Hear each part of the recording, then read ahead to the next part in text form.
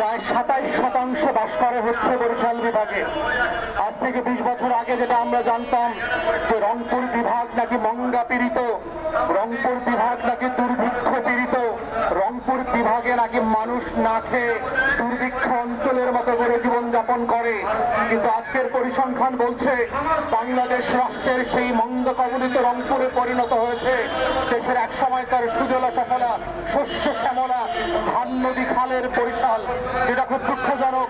বাংলাদেশ রাষ্ট্রের যে উন্নয়নের গল্প আমরা গত 16 বছর ধরে ফ্যাসিবাদের আমলে শুনেছি, এই রাষ্ট্র নাকি সিঙ্গাপুর হয়ে গেছে, এই রাষ্ট্র নাকি কানাডা এবং মালয়েশিয়ার মতো হয়ে গেছে, এই রাষ্ট্র নাকি সুইজারল্যান্ডের মতো উন্নত হয়ে গেছে।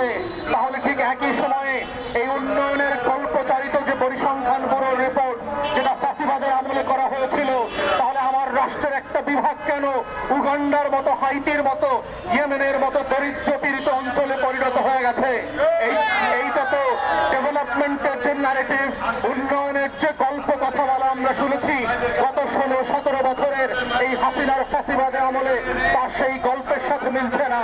আমরা বারবার বোঝার চেষ্টা করেছি এবং একই সাথে বলছি এটা ন্যায্যতার প্রশ্ন, এটা জাতীয় রাজনীতিতে কোন বিভাগীয় রাজনীতির প্রশ্ন না।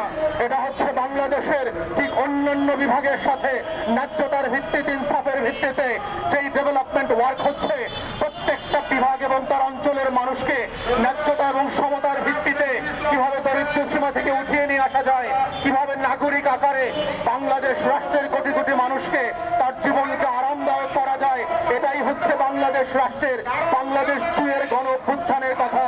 অন্তর্বর্তীকালীন সরকারকে মনে করিয়ে দিচ্ছি, গণ অভ্যুত্থানের 2024-কে ভুলে যাবেন না।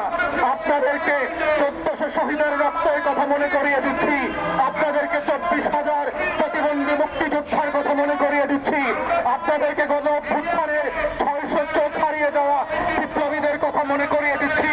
তাদের রক্তের উপরে দাঁড়িয়ে আপনারা ক্ষমতা এসছেন, ভুলে যাবেন না।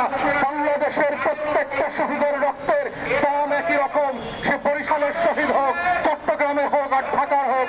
আমরা জেনেছি বরিশাল বিভাগের 37-এর উপরে শহীদ হয়েছে গত 24-এর গণ অভ্যুত্থানে, যারা বিভিন্ন জেলায় ঢাকা সহ চট্টগ্রাম সহ আন্দোলন করার অবস্থায় শহীদ হয়েছে।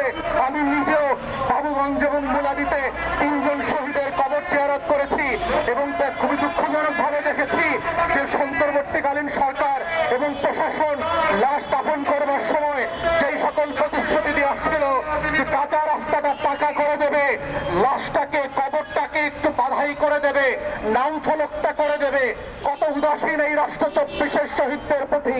নাম ফলকে নামটা পর্যন্ত ভুল লিখেছে। যেই কলেজের ছাত্র সে চট্টগ্রাম কলেজে, সেই চট্টগ্রামের কলেজের নামের বানানটা পর্যন্ত ভুল লিখেছে।